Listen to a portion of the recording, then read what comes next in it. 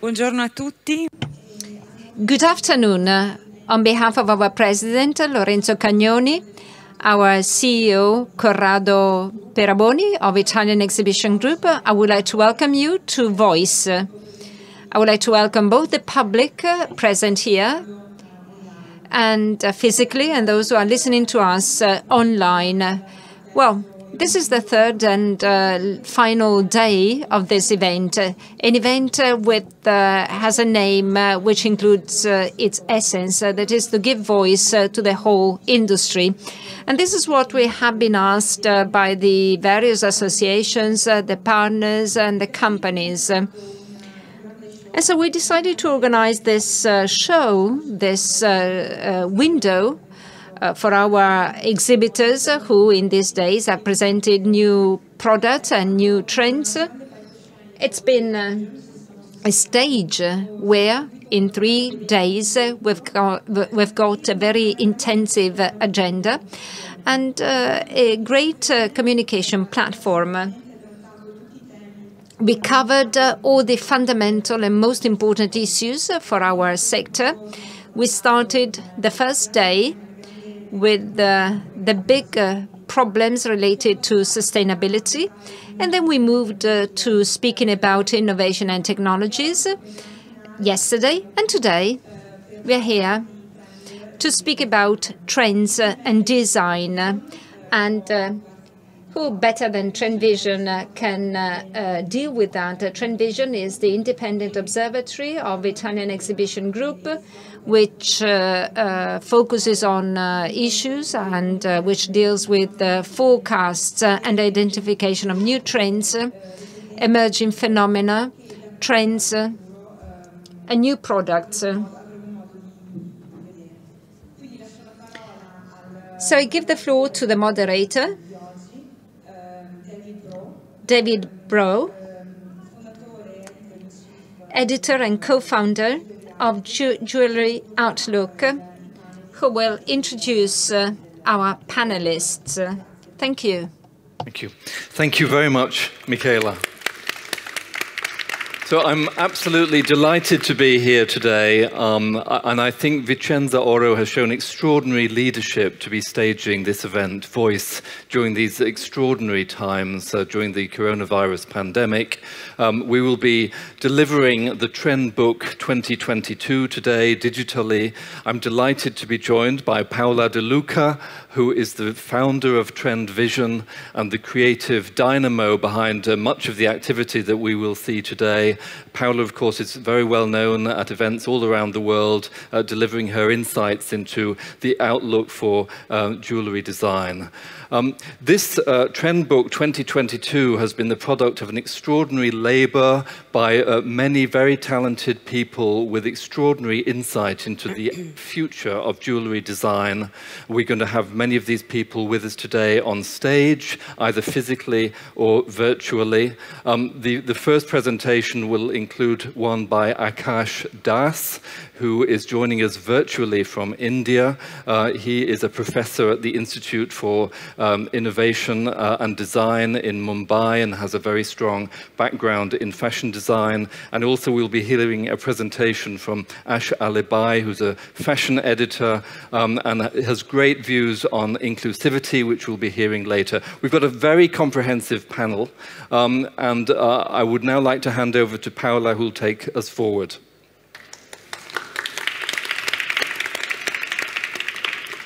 Thank you, David. I am, of course, honored, thrilled, excited, and many more things in front of this audience because we moved from our living rooms to a stage.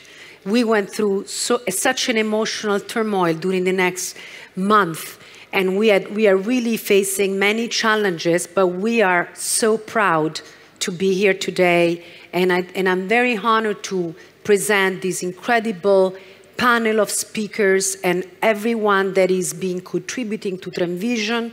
And as the co-founder of Trendvision, I have tried, and I'm trying together with Vicenza, to really give an international perspective to the changes, not only of this industry, but the entire world. We are very serious when we talk about trend forecasting, and trend forecasting for us is not just talking about products, but we are really connecting the dots between historical changes, consumer behavior, generational, meaning demographic and psychographic changes, and how sociocultural shifting is manifesting in our everyday life and ultimately product, design, but also retail and distribution. So today we are going to enjoy a wonderful journey of this, let's say, methodology that we have, and we're going to basically have 3 sessions. The first session being emerging phenomenon, being consumers' behavior and changes. The second session will be about the jewelry panorama, looking at leading designers, brands, and product today, looking at the future.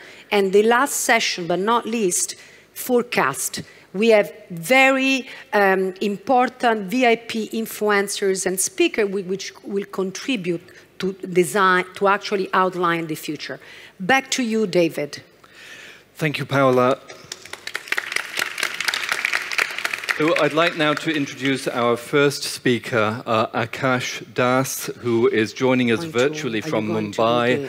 Akash is a professor of the Institute of Design and Innovation in Mumbai and has got a really strong background in fashion design and also fashion merchandising across the fashion sector. He's also something of what I would call a futurologist. He's got a great vision for the ways in which humanity are headed and has fully taken into consideration the impact of this pandemic. The pandemic is going to be a recurring theme, clearly, in the conversation going forward because it is here to stay for some time and we have to learn to live with it and overcome it. So now I'd like to hand over to Akash.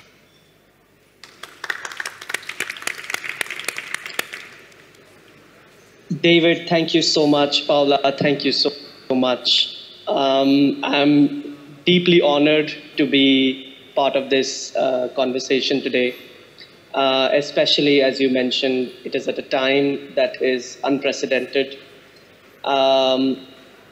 It is, I mean, it's heartwarming for me that we are trying to ensure that while we are going through this uncertain times, we are still continuing to spread the knowledge and spread our perspectives forward. What I'm going to talk about today is a small part of, our journey in trying to map the future. I'm going to talk a little bit about how we begin to kind of understand where most of these big changes, most of the seismic changes in the society come from. And one of the things that we try to map is emerging phenomena. And I'm going to talk a bit about emerging phenomena, and I'm going to talk one of those core emerging phenomena that we have witnessed, part of which is going to be also discussed as we move ahead. But I'm here to just give you a small glimpse of what that is. I think we can...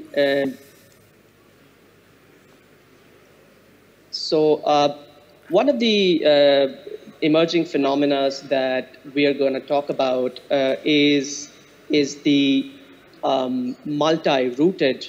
But before I take you through the presentation of what that is, it's important for us to understand what exactly emerging phenomena are and where do we track them and how do we track them.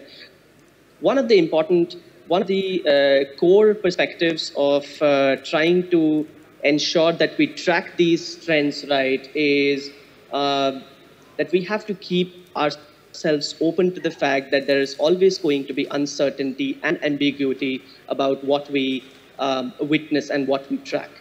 It's essentially because the kind of world that we live in, especially what we have seen from 2020, is that no matter how closely we predict or how micro we go into the details, there will be certain areas which we will not be able to map perfectly. So one of the things that we try to understand when we strive to kind of track down these emerging phenomena is that now we have actively moved into a VUCA world, which is a volatile, uncertain, complex, and ambiguous world. In a world like this, tracking seismic changes that are happening all around the world is an extreme necessity. And not only is it a necessity, but it has become imperative for businesses to strategize and align themselves to these bigger changes all around the world. I'm going to give you a brief idea about the macro emerging phenomena called multi-rooted. If we can have that on the screen, please.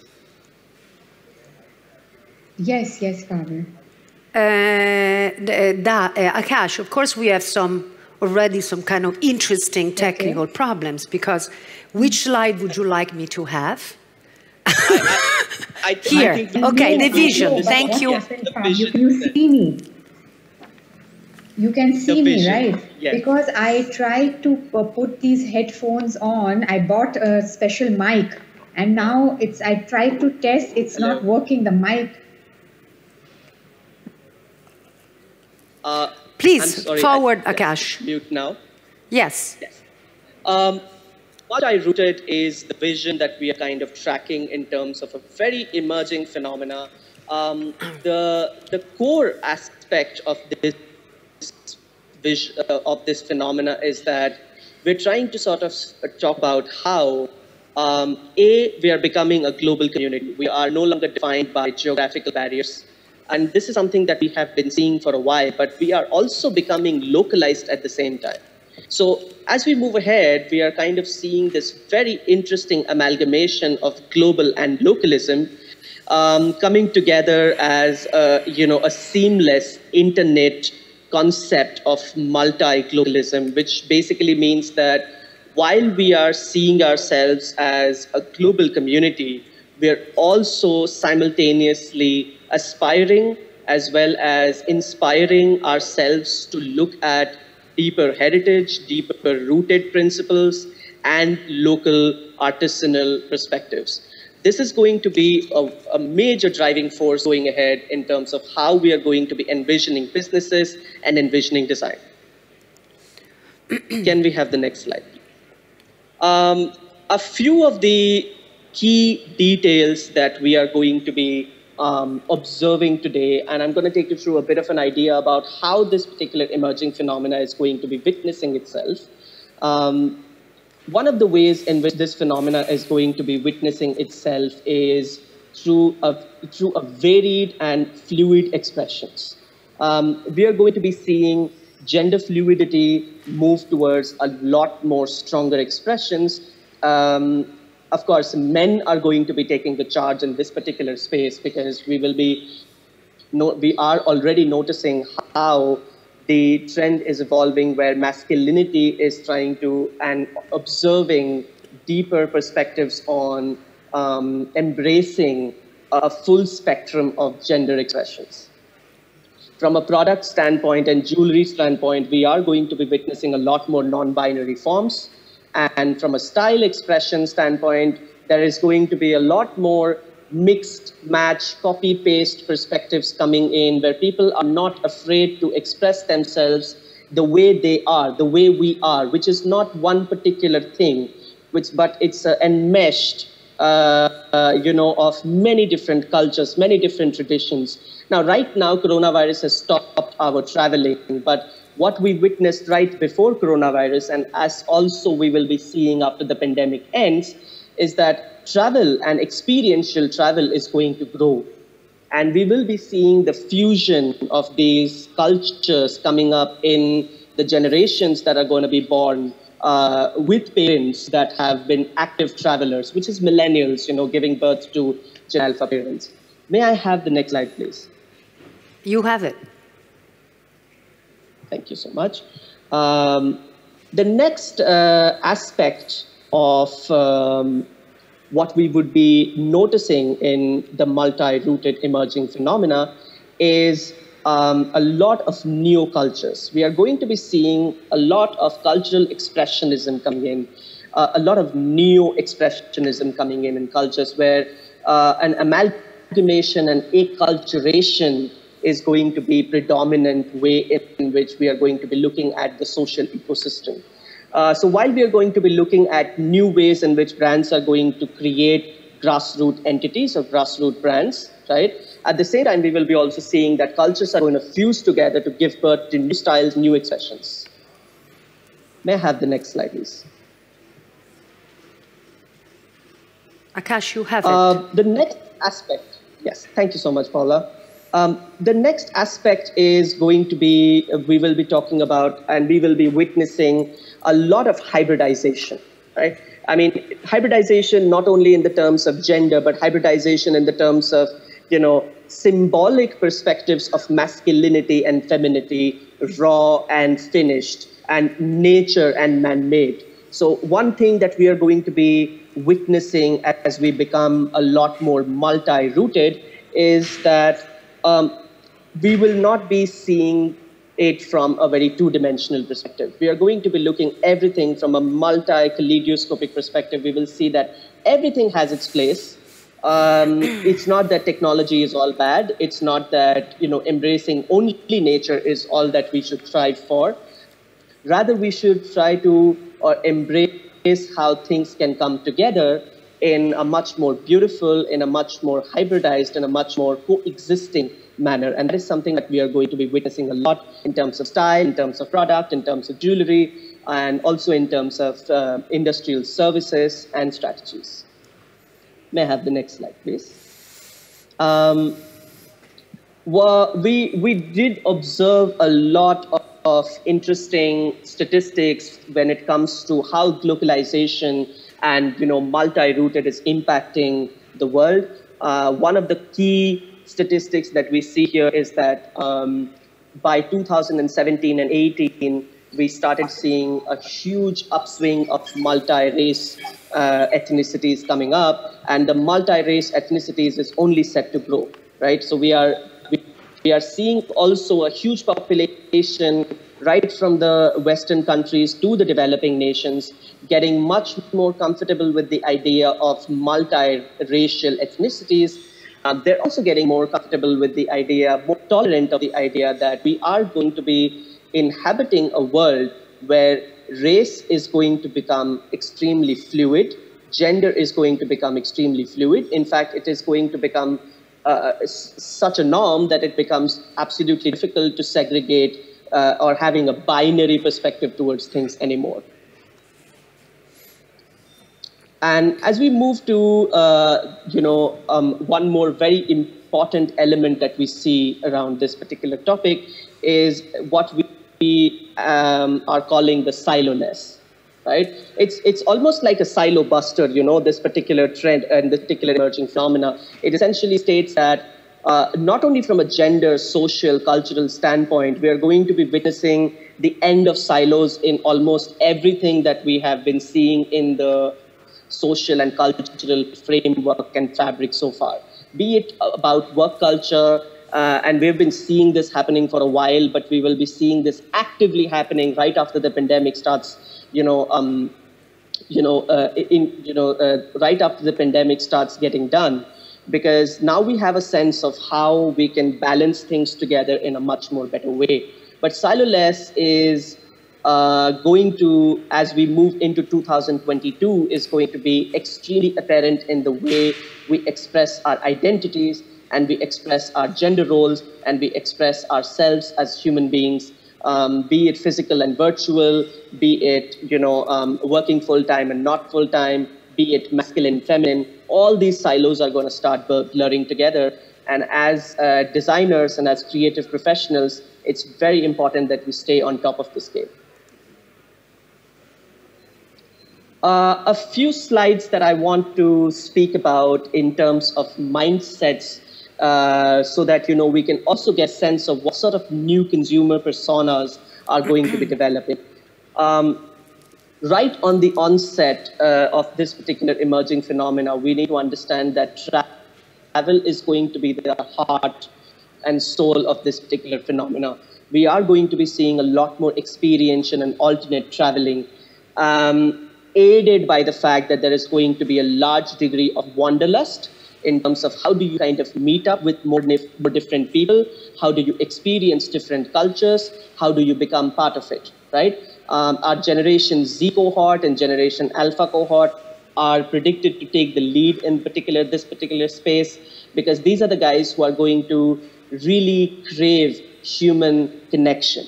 These are the people who are going to be quite adept with technology and digital utilization, but they are also the people who are going to feel an active craving of coming back to the roots, because this is what they have not been seeing since they have started coming into this particular existence. So few of the mindsets that we will be looking at is multicultural, local, free-spirited, etc. And some of the attitudes that we are going to be seeing in the consumer directions is that we will be seeing a very carefree consumer attitude coming up. Now, it's not that consumer attitude of carefreeness is not coming up right now, but as we start kind of expanding a relationship with what we consider to be normal, we would start feeling more free about what and who we are, right? We will be much more confident at breaking barriers. We will be much more empathetic, because we are going to be looking at so many different perspectives and so many different lenses. Of course, it is going to be a disruptive attitude, but it is going to be a very healthy disruption. It is going to be bringing in the right kind of changes that our world really needs at this point of time. Coming to the last aspect of the consumer direction is what kind of lifestyle this particular consumer is going to have. A multi-rooted consumer, what kind of lifestyles will they have? One of the core things that they will be preferring and focusing on, and we can see the onset of that right now, is their focus on themselves in terms of creating a balance in their life, focusing on rest, focusing on relaxation, focusing on mental, emotional health, along with physical health. So the travel is going to definitely be at the heart of it, as I was mentioning. Alternate travel is going to become quite the norm.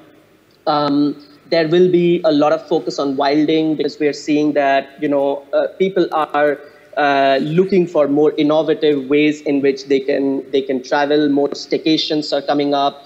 A nomadic mindset is going to start coming up in their lifestyle.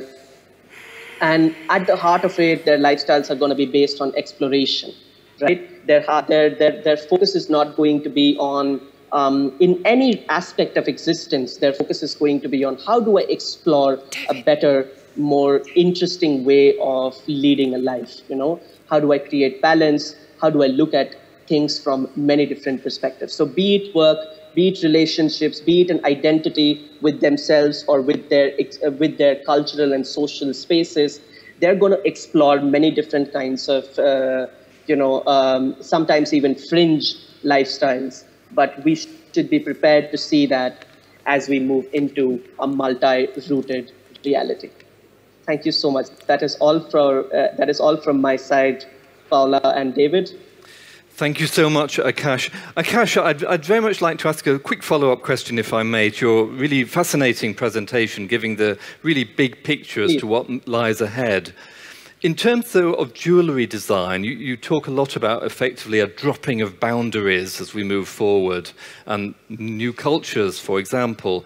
Are we going to see a sort of a blending of influences of different cultures within jewellery design? Well, what are your thoughts in that respect? Yes, so I feel like when we talk about something like multi-rooted, the impact on jewellery design is going to be exponential. So right on the onset of it, we will be seeing like a very interesting amalgamation of different kinds of gemstones. Gemstones as well as probably fabric jewelries coming together, masculine features in the jewelry coming together with feminine forms and feminine jewelries.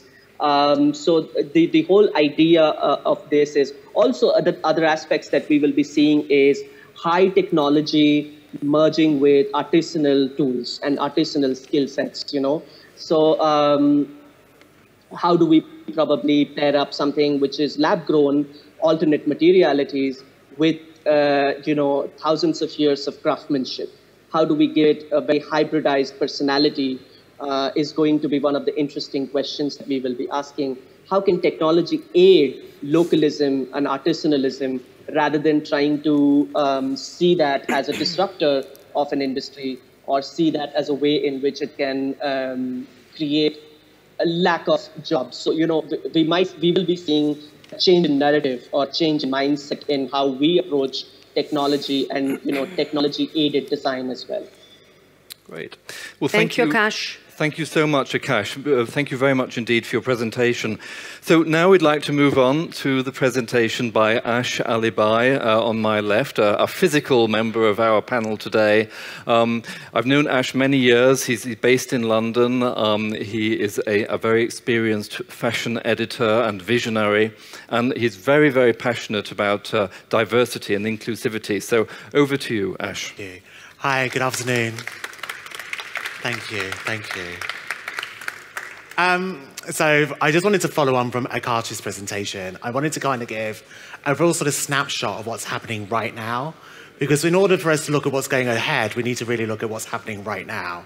So first of all, I can say the picture in the corner, that's not me in drag. I just wanted to make that very clear. You're not? As a disclaimer. That's a pity. Okay.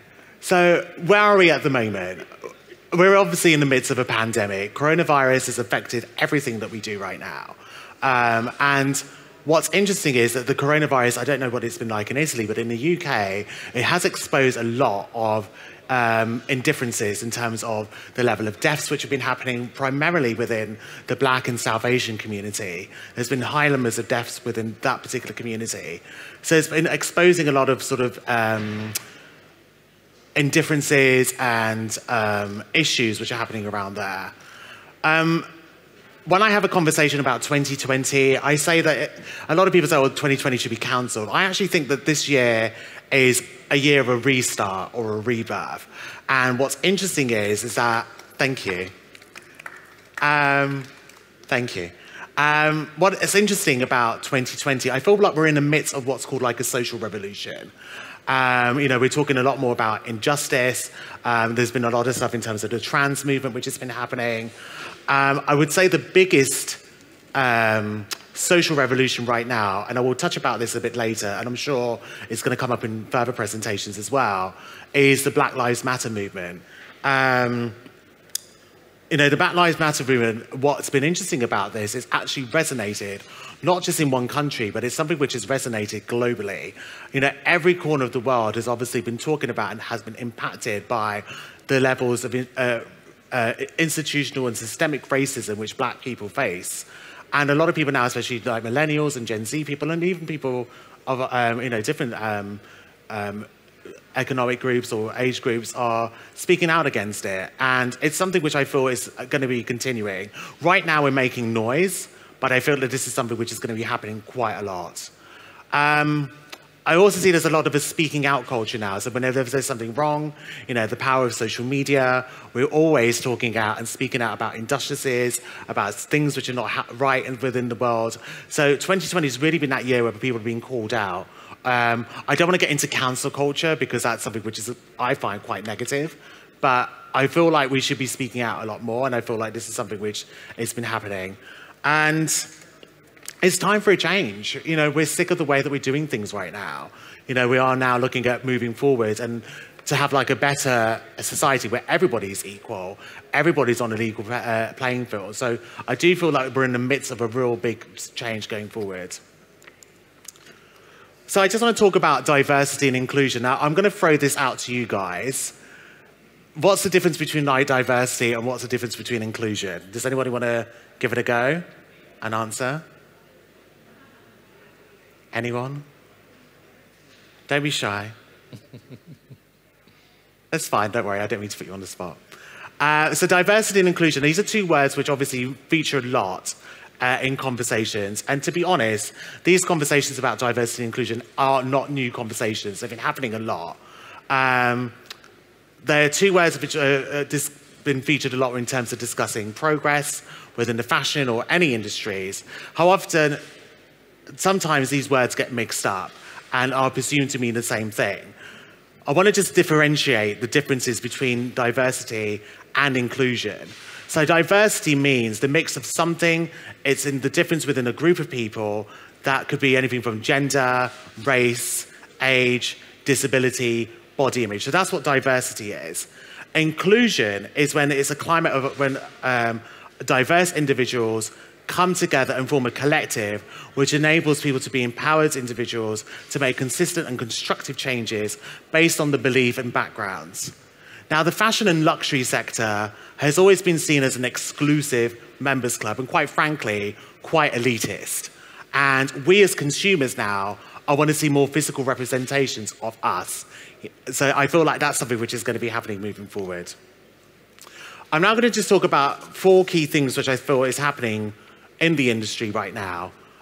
We are now starting to see what's called inclusive culture. So I'm going to break it down into 4 sections which we're looking at. And I think the best one to start with at the moment is racial diversity. Now, the subject of race is probably the most contentious subject within the fashion industry. I mean, historically, there's been a lack of diversity in both fashion magazines and runways and campaigns. And, certain women who don't fit a perpetuated stereotype are not featured, so there's that exclusiveness there. Black Lives Matter is allowing us to have those much-needed conversations about representation within the industry, from magazines, from editorials, and so on as well. Things have got better on the catwalk. I've been to various different fashion shows, along with Adrian, who I've assisted with, and Adrian's going to be talking a little later about similar subjects.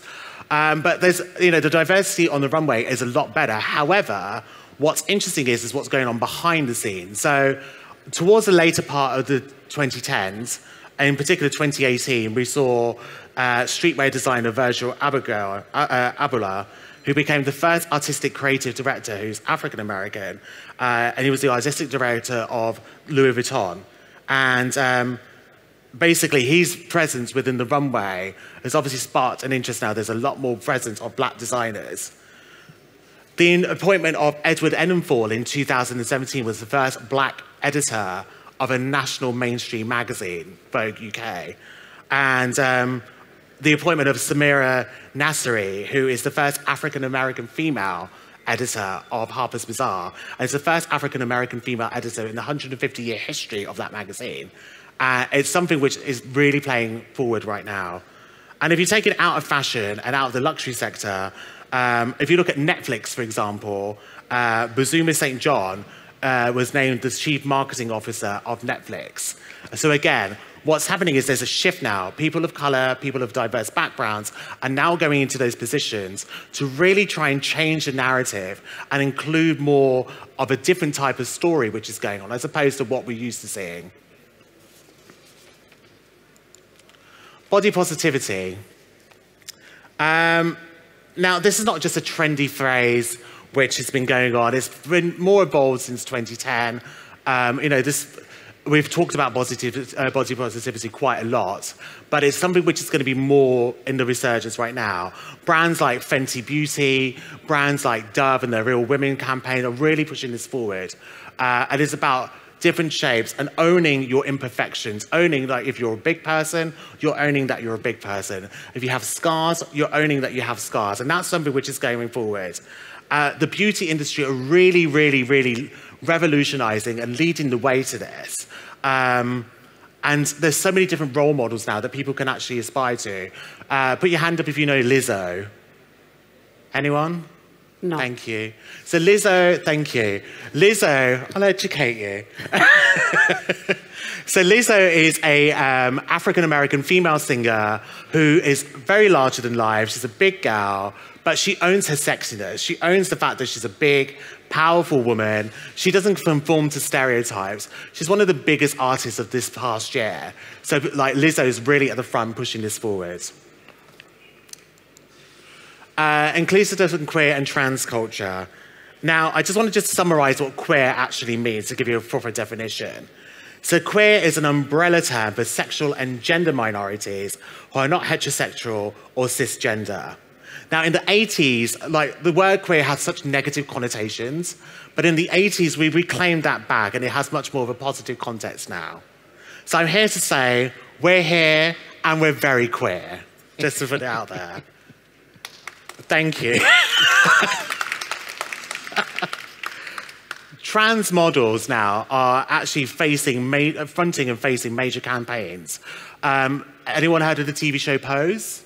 Yes. Okay, so of course, we're part of the same club, I know. So Pose, Dominique Jackson, who plays Electra in Pose, fronting the Valentino campaign. Also, Angelica Ross, who played Candy, one of my favorite characters, who recently fronted the Louis Vuitton campaign. We're seeing more trans models on the runway now. So again, more inclusion, more representation of people of different cultures and different identities. We're seeing something new called the Queer Crips movement. I'm going to explain what that is. So these are people who are handy-capable, to use a more political correct term, that happen to be queer. And one of the biggest models is a guy called Aaron Phillips, who's a 19-year-old trans model who's actually been facing and been in campaigns for Smirnoff and Diageo. He's been featured on Tyra Banks' campaigns for Tai Beauty. So she's somebody that's really worth watching out for. And also as well, there's a whole celebration around queer creatives.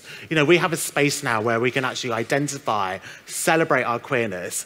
I'm part of something called London Queer Fashion Week, the London Queer Fashion Show in London, which is a space that celebrates queer designers, queer talent, it's like a queer collective. It's literally like a real life ballroom from the late 90s. So if you ever do go to London, please do visit it. It's absolutely amazing. Mental health is something which is really important, and I feel that this is something that the fashion and creative industries have been looking at quite importantly. Can I interrupt you for a moment? Because, you know, I like to create some disruption. Of course. Because I want to make sure that our audience is, you know, keeping attention to what you're saying, because the reason why we are bringing these topics to the stage is to connect them to our everyday lives and ultimately to consumers. Yeah. Because until now, the jewelry sector, but not only, has been very limited and very focused on the trade. Yeah. And still, the sector is very much into intrinsic value, gold, gemstones, and so on. So I am kind of proud, and I understand we are a little bit of disruptors in discussing topics that they are usually not touched in this kind of environment. But I think that the pandemic is giving us an opportunity to really connect the dots between what's happening in society and how it's really impacting and manifesting in our everyday life. Yeah, absolutely. Therefore, having a multi-rooted or a diverse audience and customer that create the necessity of designing product, conceiving products for different racial backgrounds, religion, nationality, and so on. So either we are producing made in Italy or made in India or made in China or whatever, we always have to think about who's my audience? What are they facing? What are their emotional values? What do they believe in? How do they express themselves?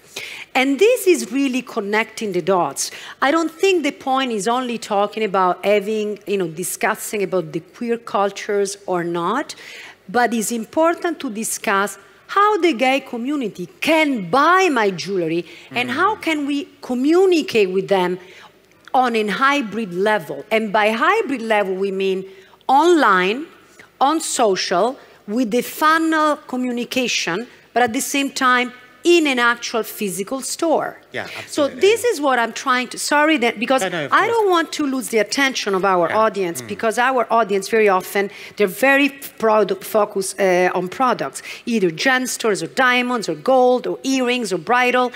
And what I'm trying to show here is like, of course, not everybody might not be dressed like Ash on the street, but people like him, and not only, they're wearing a lot of jewelry. When we are talking about gender fluid people, it translates into wearing jewelry for men and women that in the past were called unisex, but really, it's really a new way of viewing and producing jewelry and products and luxury. Sorry, but I needed to do this, David. Thank you for that. Thank you. And it's important because, we're having this discussion, and it's important, as Paola's actually rightly said, you guys need to take away from this. I'm just here talking about what I know, but how is that going to be important for your business? So it's really important that we've connected those dots, and it gives you guys another opportunity to think about ways that you can market to new customers. And I will get onto something on the later slide of how you could potentially take these as part of your running of your business. I just want to quickly just touch upon mental health. Now, the creative industry, and particularly the fashion industry, 25% are more likely to experience mental health illness due to the fast-paced demand of high standards. So it's important within your business, to really sort of look out for warning signs, how you're going to cope with your staff. Doing things to support mental health is really important, especially during this uncertain era that we're in right now.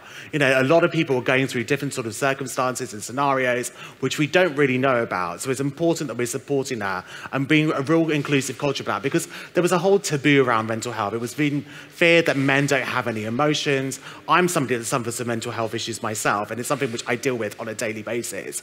So it's something which I feel like, as an industry, is something which you really need to understand and really look at ways of how you're communicating your messages, how you're supporting mental health, and how you're supporting those people that are working with you as well. Right. So what can you do to be more diverse and inclusive? So here are my key takeaways. Hire, hire, hire.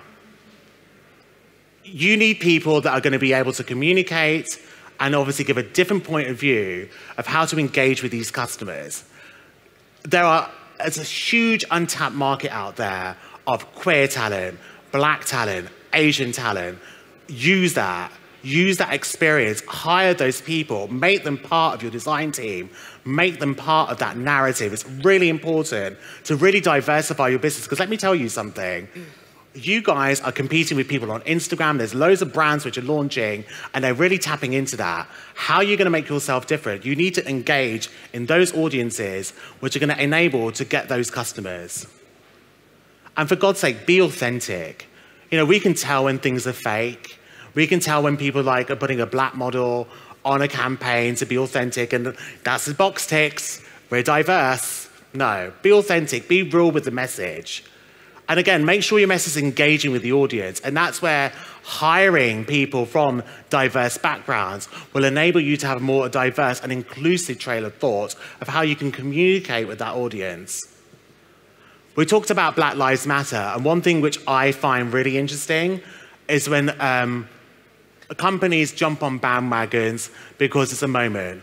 So my advice to you is support the cause, not the hashtag. Again, be authentic. If you're a company that stands by Black Lives Matter, stand by the cause, speak out, and continue to speak out as well. Continue to make a difference, continue to show support. That's it. Thank you. Thank you, Ash. Thank you. Thank you so much, Ash. I really appreciated that presentation. And one aspect I want to just quickly ask you about relates to the strand on Black Lives Matter. I personally am a Formula One fan. I've loved the fact that Lewis Hamilton, who sort of dominates this sport, has made a point of making, a statement before every Grand Prix this season. But with regard to jewellery design, I just would like to know what your thoughts are in general terms about how Black Lives Matter can be mobilized to help to support and promote Black jewellery design talent. I know that in the fashion industry, for example, some of the magazines have been raising the profile of Black fashion designers. I mean, just with regard to jewellery design, how do you think Black Lives Matter can help to drive forward Black jewellery design talent? I think we're in a really interesting phase right now. And thank you for your question, David. I do think we're in a really interesting phase right now. I think that in fashion, we're doing it a lot where we are pushing and we are promoting and raising not just Black fashion designers, but Black stylists, Black editors. I'm, well, biracial, but, I'm an editor of colour. So, having those people as part of the conversation. And you guys as an industry need to be supporting that talent coming through.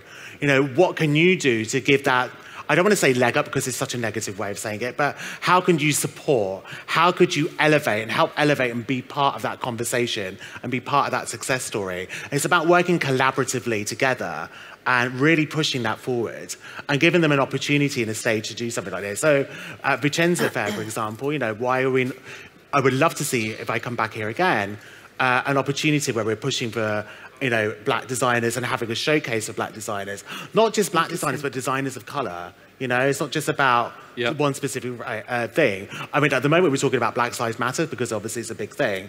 But again, it's just really showcasing and pushing it forward and celebrating. Yeah, excellent. Thank you, Ash. Thank you so much. Really appreciate that. Thank you. Thank you very much. So we're now going to go on to our next segment. And for that, I would like to hand over back to Paola to introduce it. Thank you so much, Ash. Thank you. Thank you. Oh, I knew that. Well, while they are getting ready for a small video, and I'd like just to say this is very important because I think that the way the jewelry industry or any industry can really relate to what we call, those are like consumer macro sentiment, it's really how we can apply these values into our everyday life. And what happens is, I'll give you an example. When we talk about inclusivity and diversity, it's like, how can we export to China, I'll give you an example, or to North America or to the Middle East, if we don't have anyone from the local culture included in our theme? For example, because we don't understand at times the local cultures, even though we may visit the country, even though we might have some kind of sensitivity, and in this particular case, Italians, of course, they export made in Italy, and again, other nationality, they're exporting their know-how. But I'll give you an example. In the Middle East, they like particular things from the made in Italy. They don't like everything. They like mainly gold, mainly a certain type of gold, the same for North America, and so on. So it's important to become more diverse also in our theme. It's happening already in the fashion industry. Look at the story of Dapper Dan with Gucci, which created a very important case of having someone inside large corporation that they're kind of finding really a good balance in including diversity within the theme. So I think this is an important topic, and we're going to see what's happening next. So now we're going to go to the next session, maybe, with a video, or maybe not.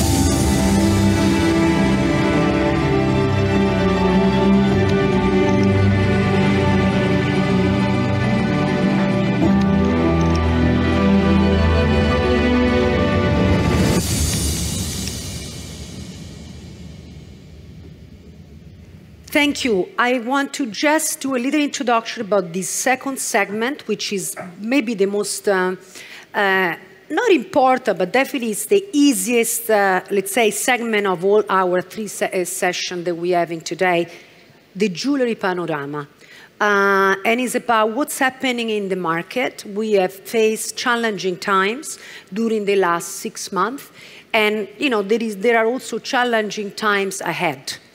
Despite of this, we were able to collect material from all over the world, designers, manufacturers, brands, and we are kind of try to articulate what are the emerging trends in jewelry design and watches all over the world. Additionally, this time I am particularly proud. It's something that I personally love a lot, and it's something that Thomas Lazzarini, which is on this stage, will be presenting as last speaker of this particular session, is about underground community in jewelry design, meaning like emerging designers which are might not known in the trade, but maybe they're extremely known online. You might be familiar with the fact that right now singers, entertainers, there are big phenomenon happening online, launching on YouTube or launching on Snapchat or Instagram, TikTok, very important, TikTok. So similar phenomenon are happening with the jewelry industry. So I would say, and I strongly advise our industry players, especially the traditional part of the sector, to really explore and study these emerging designers, because they are what I call full factories, meaning that they are conceiving their product, designing their products. Some of them make their own products, communicate online, and they are so focused and strong in their messages that they are able to attract thousands, hundreds of thousands of people and clients, and they have a real market. So we'll talk over that. So David, I'll pass it over to you because... I believe our next speaker is Pooja, Paola, is that correct? Or no, Smitha? The next speaker is Smitha. Smitha, very good. So we're delighted to welcome Smitha Sadanandan, who is a US-based freelance editor. I've met Smitha on a number of occasions at JCK and also at the Mumbai show. She's very much in tune with jewelry design, and she knows a lot of very talented jewelry designers around the world and writes for a number of magazines and publications about them. So I'm delighted now to introduce you all to Smitha Sadanandan. Hi, David. Thank you very much. Hi, everyone. Thanks for joining me and the Trendvision team on this virtual session of predictions. Just a quick check. Are you able to hear me? Yes, we can. Yes, Smitha. Thank you. Super excited to be involved in this presentation. My name is Smitha Sadanandan, and I'm a contributor to Trendvision, and I've worked on the Panorama Trend section. Clearly, these are unexpected times, and the global pandemic has had a very serious effect on consumer spending, with millions of people losing their jobs or being furloughed. But wealthy customers are continuing to spend, particularly on high luxury items and jewelry, often with sentimental value. There is an uptick in custom pieces as well. Jewelry is emotional. It's something people can wear as they go about their lives or from working from home and socializing online. And to gather data for this trend report, we've had the pleasure of connecting with numerous designers and brands across the globe and working with them virtually. There are 7 themes that I'm going to be talking through today, besides the details and materials we should be focusing on. And we'll also be sharing with you an edited version of our 2022 forecast preview, which outlines the key trends. For this, we have drawn mainly on fall 2019 and 2020 spring and summer collections. Our first popular trend is neocore. This is the new everyday basic. The key elements include modern pearls, clean lines, lightweight jewels, and minimalist pieces that are pared down, have a contemporary spin, and can also be stacked and layered. Neocore wearables interact with the body through fluid shapes and contours, Whether it's a modern pair of diamond ear cuffs, gold threaders, or a pearl-encrusted necklace, design speaks to the mix and match theory. Architectural fluid shapes, along with kinetic jewelry, have become sleek stackers influenced with versatility. Slender silhouette rules the roost through its mismatched symmetrical and asymmetrical shapes. For neo-core, personalization and signature looks are key.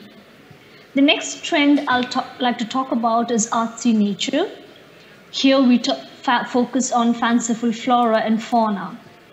The key elements are birds, blossoms, floral vibes, colored metal, bugs, precious nature, enamel, and exquisite craftsmanship. Inspired by the romantic language of blossoms and tangible tapestry of gemstones, designers have created exotic and modern jewels. The fantasy trove of wearables embrace eclectic, bold colorways.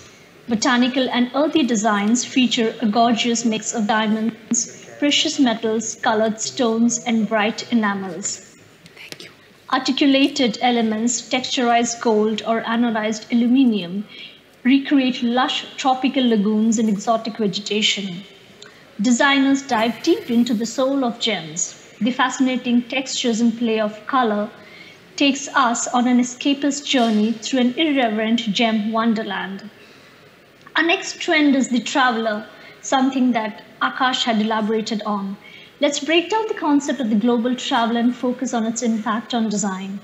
In this trend, we see a strong cross-cultural blending. The key elements here are expressive surfaces, tribal influences, escapist aesthetic, a strong nomadic spirit, a good amount of cultural fusion, and lots of gypsy vibe. References, memories, and inspirations from travel and culture, devoid of geographical boundaries, distill themselves into spirited jewelry. A harmonious union of organic shapes, tactile forms, and geometric accents reinvigorate tribal styles. History and ruins, legends and lore offer rich pickings for experimentation.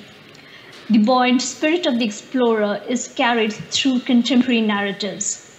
Gold is given a dusting of decoration with diamonds and colored gems infused with a notable mix of technique and design. We also see more of playful keepsakes and statement pieces that are reminiscent of unique artistry and everything from the urban jungle to shrunken landscapes. Fabrics, tattoos, tribal art, and sculpture all merge into a collection that is as imaginative as it is wearable. Another key trend narrative is what we call the soulful crust. It draws on raw eco-influence and touches upon meaningful crystals, health, healing vibes, positive realism, organic forms, and balancing energies. Humble materials and uncommon matter are reimagined and elevated through inspiring designs. Ocean-inspired motifs, pearls, rough stones, petrified palm wood, ebony, Whitby jet, fossilized wood, coral, graphic marquetry all tell tales of beauty in a new light. Purposeful irregularities, imperfections, gritty finishes, rough-hewn surfaces, and intricate textures, they all work together to mimic the natural world. Colorful geometry is another key trend concept. The focus is on Art Deco, modern art, multidimensional shapes, contrasts, mathematics, geometry, linear patterns, and colored stones. Here we see an imaginative and free approach to design.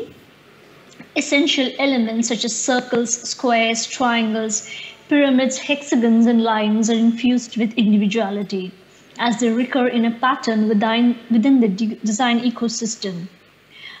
Origami, edges, folds, stacks, tiles, and angles expatiate the design narrative with diamonds, colored gems, ruthenium polish, and rubberized finish. Color blocking, chevron stacks, tiled effects, and ziggy-zaggy silhouettes all tap into new age deco with custom cut stones. Paola had earlier touched upon gender fluidity in jewelry design, and that's another key topic that we'll be discussing. Our next trend is genderless jewelry. Although jewelry has captured the imagination of royalty through the centuries, today we have a bigger tribe of designers and brands who are redefining the industry. We are seeing a strong wave of gender-neutral designs that has set a very firm stage for inclusivity and diversity. We will now decode modern neutrals in genderless jewelry. Although unisex jewelry has been around for a while, brands have never quite shaken up the design scene as they have now, with exciting genderless creations that he, she, and they can wear. With fashion embracing androgynous and unisex styles, there's a very strong crossover in jewelry design. Gender-fluid jewelry is a big part of the ongoing creative rebellion against pigeonholing wearers into boxes. Understated and powerful forms, geometric shapes, spikes, architectural and Gothic references are part of this trend. Key styles are signet and pink key rings, bracelets, necklaces, dog tags, charms, pendants, ear cuffs, and studs. Other key elements of the trend are neutral vibes, edgy forms, strong, contemporary, hardware-inspired designs with a nod to rebellion, Gothic, and androgyny. The last of our concepts is talisman and symbols. It is also perhaps the most relevant trend concept in these difficult times, because faith, spirituality, and symbolism have taken on greater meaning during the global pandemic. Jewels inspired by ancient symbols and cultural beliefs that offer protection, bring in good luck, ward off evil, and promise health have transformed into personal everyday wear. Spiritual and crystal healing tap into the trends of well-being, awakening of the consciousness, and a sense of continuity. Staying connected in these difficult times has sparked off a deeper exploration of motifs, representing attributes, alchemy, emblems, and sacred geometry. So we have everything from ancient talismans to medieval musings and New Age interpretations that evolve into cluster charms, bracelets, and necklaces. We have motifs such as the hand of the Hamsa, religious symbols like the cross, crescent moons and stars, yin and yang, horseshoe, and evil eye taking on mystical dimensions. This trend embraces New Age heirlooms, talismanic designs, amulets, divinity, empowerment, and protective symbols. I'd like to wrap up the presentation with a few key pointers. Now there's a huge need to experiment to lift sales, and that is quite pressing. We now have a chat, commerce, and VIP sites that hugely focus on customer service and often rival what's found in physical retail stores.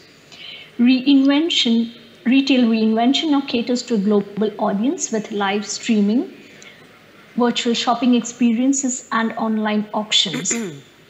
We do have a truly global border-free shopping landscape, and I hope the jewelry community benefits greatly and is able to ride the wave of the live commerce boom. Stay healthy and stay safe. Thank you, everyone. Thank you, Smitha. Very interesting. We are going to immediately go to the watch direction, otherwise we don't have time, so we have to be a little bit fast, Pooja, if you don't mind, but to the dot, okay? Thank you. Ciao, Pooja is talking to us from Singapore. It's very important to say where you are calling from. She's from Singapore. Smitha is calling from the US. Where are you based now, Smitha? I'm based in Chicago now. Chicago. Chicago is online, and now we have Singapore. Yes, so we're going to welcome now Pooja Agrawal, who is a very well-regarded jewellery and watches editor. She's written for Robb Report, Hong Kong, South China Morning Post. Over to you, Pooja. Hi, David. Can you all hear me? Yes. Yes, we can. Okay, perfect. Okay, so thank you for having me. Thanks for the introduction. It's the first time I do a webinar, so please bear with me. In these unprecedented times, mankind has to evolve, and so am I. So, of course, in normal times, we would be at Vicenza meeting face to face. And this is the first time in 18 years that I had missed the show. So thank you very much again for having me there, though I'm not there physically. So basically what we see in the watch industry is right now, I mean, there's a huge challenge, right? I mean, we have put these trends together for you. In a few minutes, I'm going to show you all the micro trends that we have prepared for the watch industry. I've written all this for the trend book. So we have 4 macro trends, which is bejeweled is number 1. Then we have artistic dials, we have futuristic design, and we have classic revival. So I will walk you through to each one and what each one signifies. So for bejeweled, we start with the first trend. And bejeweled is, as the name suggests, it's jewelry, it's diamonds, it's glamour. They are colors which come out in the gemstones. We have secret watches, because in the early 1920s, women were very discreet. It was not very polite to show the time. So they would just, very slightly just look at the watch. So this has been a revival. And now we have diamond-studded secret watches. We have the skills of the lapidary artists, because we have hard stone dials which have come back. So we have dials made of aventurine, of tiger's eye, of all these kind of gemstones. And these watches are rare because, it does require a lot of skills, like jewelry skills to set the gemstones, to cut the stones. And these kind of watches can go into millions of dollars. I would say that it is like a society statement. They are over the top, definitely. And it's a statement of personal achievement in a way, showing a certain status. It's not for everyone. I mean, not everyone can afford these pieces, but nevertheless, everyone can enjoy them. So that's what these bejeweled pieces are.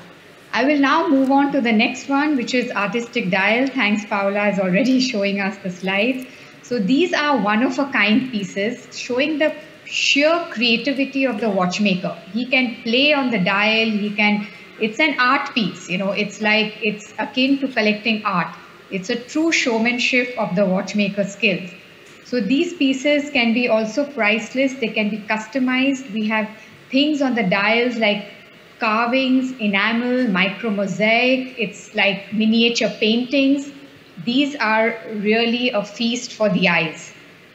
We move with that to the next trend, which is the futuristic design. So we have always been fascinated with space, right? Haven't we? I mean, for example, in the 1960s, the Jetsons TV cartoon series, which was, fascinated everybody with space age. And now in 2020, man is actually traveling to space, even commercially.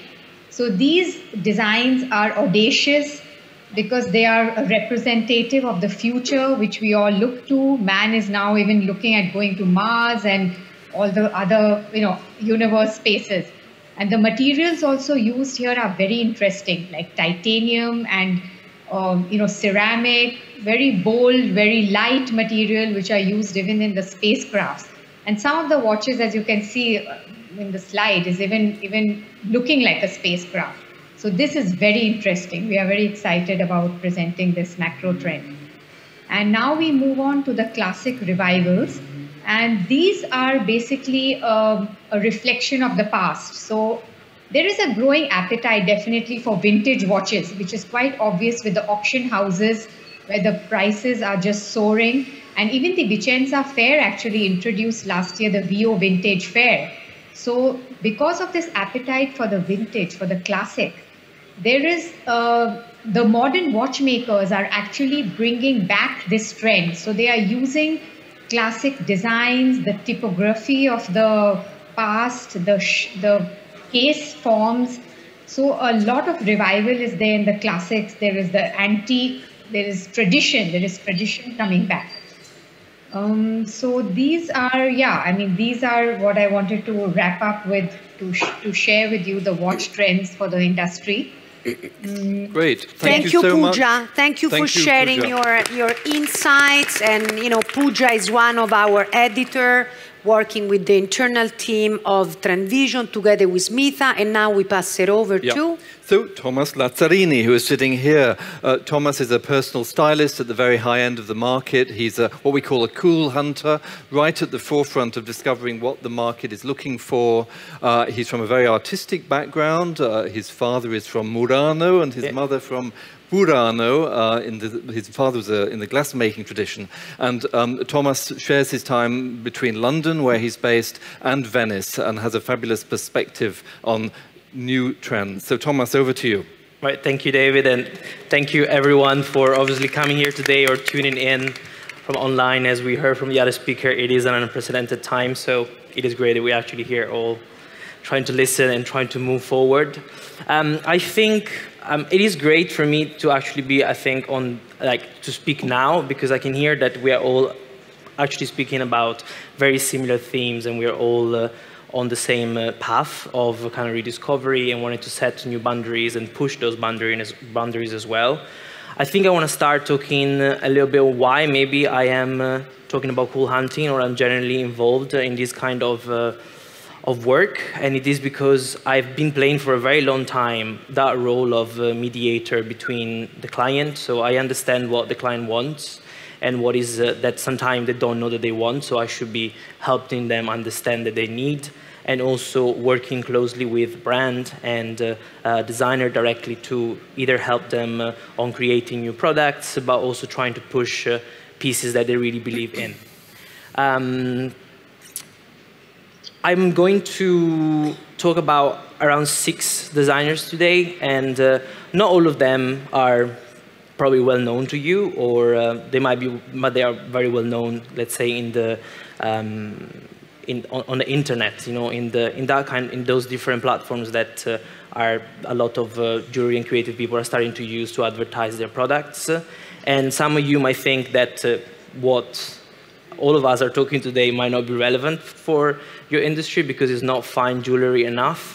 But the general undertaking of all of this is that we got to understand that in any creative environment, we need to be open-minded and actually cater for what our client wants and understand what is the added value that our client is looking for.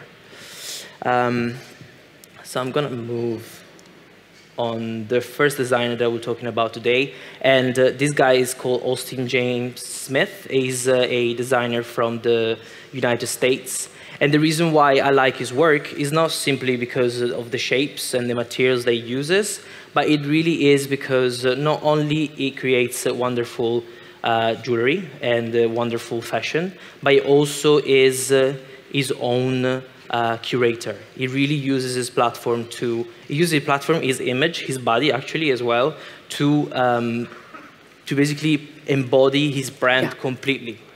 And what Paola was talking about factory, it is similar, I think, to the MD World factory, but in modern days. The factory of today is what new designers maybe don't have the same financial means of big companies, so they have to use what they have and be their own artistic director, their marketeer, their model sometimes, their maker. And it really gives people like this a way for them to take their own lead, to be able to narrate their own story without having any barriers.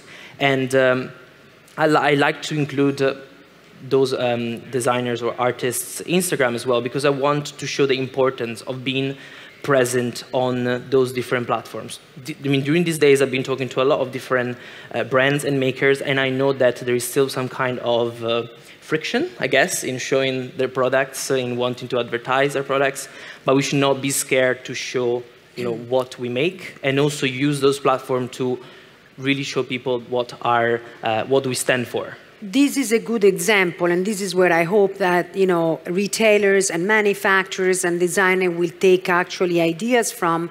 These designers are not necessarily an example for you to follow in terms of style of jewelry, but style of communication. The fact that they are using the Instagram account or the social as an online portfolio to show a narrative of their companies, or the vision of their, basically their belief and philosophy. This is the idea. So trying to be siloless, like Akash was saying, meaning open-minded, with no boundary, changing different channels for ideas and communication, and try to reinvent and restart your company. Yeah, it is really hard to talk about style as well and tell people what kind of style they should follow, because style is very subjective. You know, what I like might not be liked by somebody else. So you got to understand who you are designing for, and then you don't really have to follow anyone. You can set your own, you know, you can set your own trends and your own style. The second company designer I want to talk about is Angostura, which is actually a Italian jewelry from Rome, exactly. Giulia Pavani. And she's amazing. And I think that she's amazing not only because of the way that she makes, obviously, her pieces, and the fact that it's non-conventional jewelry, and it is mainly body jewelry, you know, kind of like a body sculptural kind of jewelry, but also the fact that she always wants to keep true to herself. You know, she won't change for the commercial side of things. Even if she's going to make a band, she's going to make a ring that has like 4 bands connected together, the moves, you know, the articulates, and all those things. And this slide here also talks about the importance of collaborating. And Ash earlier was saying, you know, hire, hire, hire. Not everybody, of course, we understand not everybody has the means to hire more people, but what it means is collaborate, be open, unite. You know, creative united will then actually, you know, make things that are much more powerful. And she's a great example because she's worked with Palermo, Spain on jewelry for his like fashion shows and things like this, to give her exposure and then come together as one. And Nike Lab took her as a part of the international people to watch. So I think that this is an interesting part for companies to know that these guys, these, let's call it underground kids designers, they are watched by the large corporation to become micro and or micro influencers in terms of ideas and influence their basically communities. Yeah, because underground is exactly what's basically underneath the surface, right? So it's basically what's there and what people are sometimes scared to acknowledge because it's not commercial enough. But these people are smaller realities and they're not scared. Third designer is Johnny Nelson. This guy is a designer that was born in the United Kingdom and then grew up in Brooklyn. And this really connects to the kind of like movements, you know, social movements and Black Lives Matter and all of this. And the reason why I chose him is because his page basically features only black people and black talents. And he doesn't just do that because he doesn't want to use other models, but because his jewelry, his style is influenced by his culture, by the music, by the food, by the women, you know, by the important things of his life they actually grew up with. So he uses, again, his platform to, of course, advertise his product, but this is not just a product page to sell. This is to give a message, to send a message to people. Then I decided to put also Paola Kaczynski because, again, this guy has been a sculptor, an artist for over 20 years, and he's been making jewelry as well. And I understand that those pieces might not be extremely commercial for you, but here there is a way of understanding material and then making things that are completely different. So I'm not saying that you should make things like he does, but the same material that you'll be using at the same time for all this time, or the same bands that you'll be making, the same bracelets, can be completely different just by the way that you work those pieces. I've also added Jung-Gun Choi, which is a Korean designer, and here I wanted to show the importance of using experimental materials. Of course, this is not something that is for everyone, but by just using basically like metal wire, and some kind of like nylon fabric, the artist is able to create pieces that are as light as feathers or as clouds, as you wanna call it. There are wearable pieces that take completely different shapes by just the way that the skeleton changes, basically. And you can make things that look like flowers, can make things that look like fire, can make things that look like flames, you don't know the rest. So again, the importance of experimenting with your materials and having somebody that you can collaborate with that gives you a better vision on how you can push your vision, again, forward. And then finally, I got Dovile, which is a jewelry designer from Lithuania. And this is, again, about the importance of material and the way, the message that you want to send. So she uses, of course, she uses silver, and she uses all the usual material that everybody has experimented with, but also she's very connected to the countries where she's from. So she takes bog oak, which is essentially fossilized wood, and amber, which is, again, another material that is very used in fashion jewelry and even high-end jewelry, but unfortunately, sometimes, because of the way it's being commercialized, can look quite tacky. And she gives it a completely different meaning. You know, she puts these two materials together. She doesn't coat them. She doesn't want to hide those imperfections. She sculpts them by hand. And the whole point here is to have something that changes with you over time. It grows with you, you know? Yeah. I don't know if we have any more time, but I just wanted to say just one last thing to kind of like wrap up. That I know that it's very easy to say, okay, that sells, you know, that brand makes that, and I'm going to copy it or make something similar to it, inspired by it, because then I know that I will make some money from it. And we all understand the commercial side of things. But this moment should have taught us that we need to kind of like reset our values, and then actually be that person that other people want to copy from. Because then, you know, you're not going to have any competitors. Thank you, Thomas. Thank you. Thank you, Thomas, very much. David, it's up to you. It's time for the talk. Time is running out, so it's up to you. So we're moving on now to the Trendvision talk. So could I invite Alessio Boschi to join us on stage? And we have a number of virtual panelists as well. We have a total of 4 jewelry designers. And they're all going to present how the pandemic crisis has impacted upon their work and what the change in their design inspirations is likely to be going forward. So, Alessio, welcome. So let's start with you, Alessio, and then we'll go on to the virtual panelists next. If you could just give a brief presentation of how your design inspiration you expect it to be impacted by this pandemic going forward, the impact it's had on you so far, and a little bit about how your working practices are likely to change. In this moment, I just want to show you something. We don't know how long this will last. So what we're going to do with this? Maybe a key holder, maybe a soutien, maybe a hat. I don't know. Now that I got you smile, I want to congratulate with all the industry.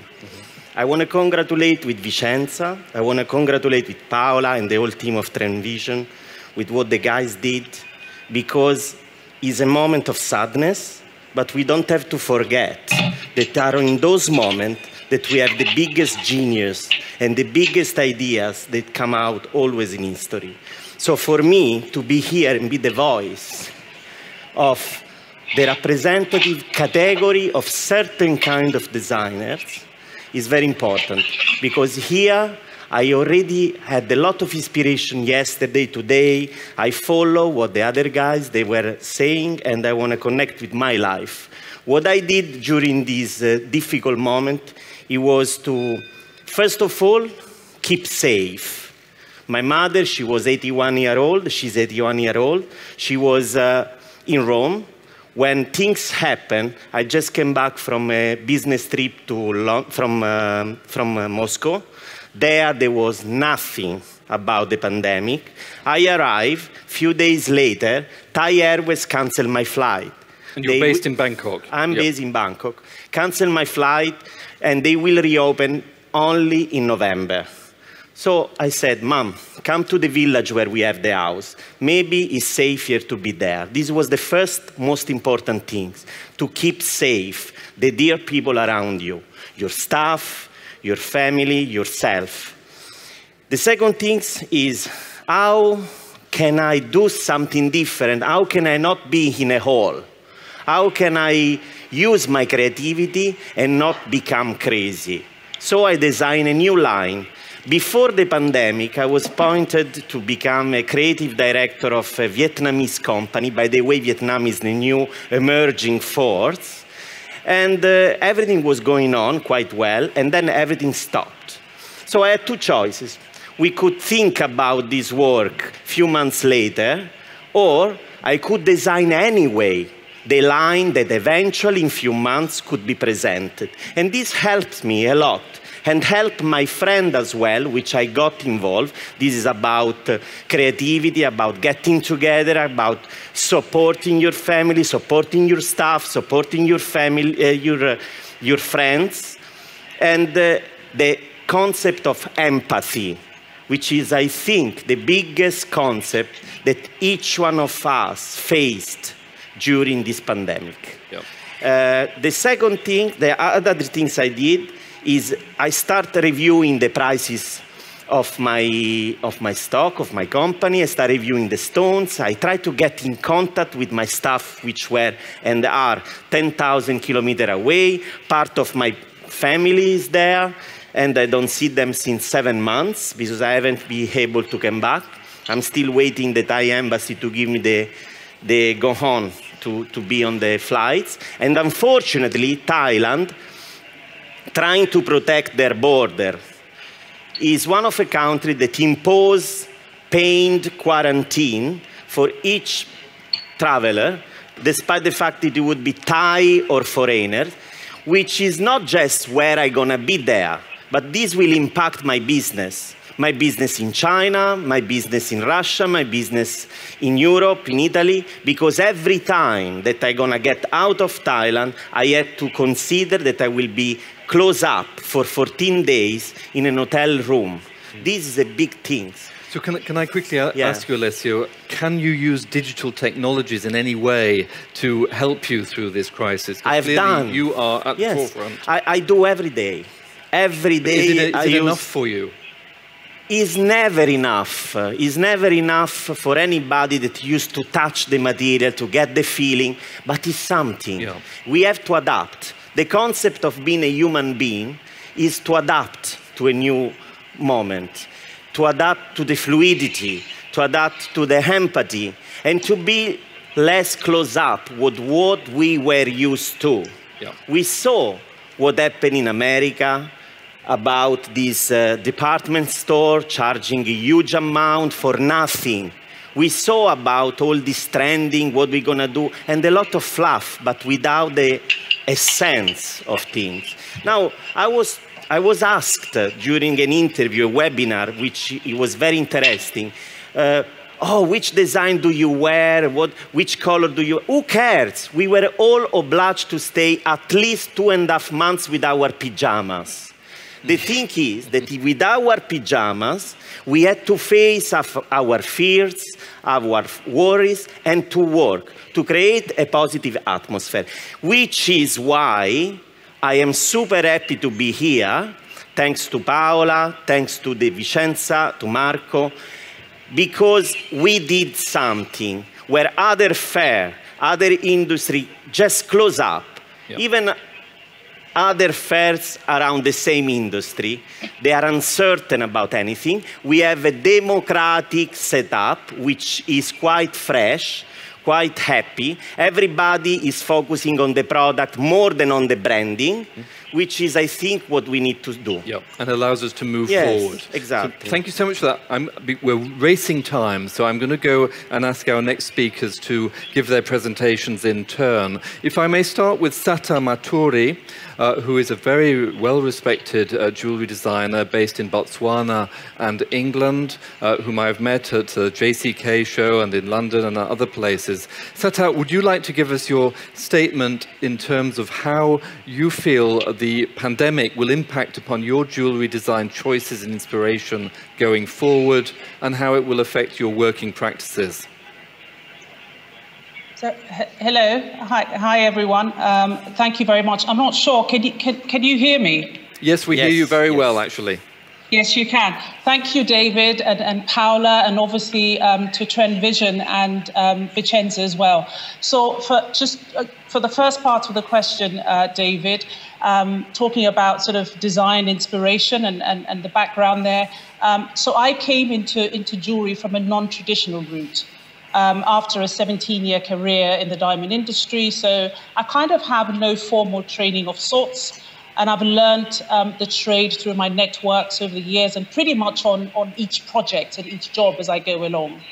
When I started out in 2015, my aim was to create a fine jewelry offering that was not only distinct, but at the same time contemporary in its own way, but which also took inspiration from the African continent and beyond. So I think coming from a non-traditional background, I had no preconceived notions of how jewelry should be approached.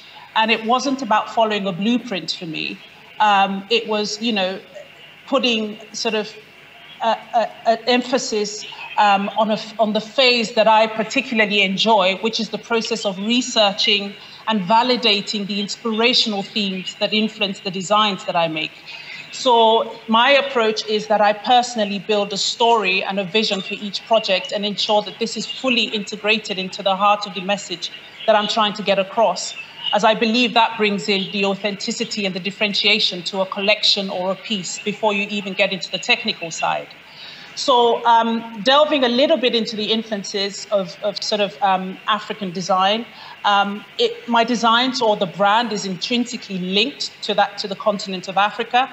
And whilst a large majority of the raw materials come from Africa, there were a few brands that made offerings that were representative.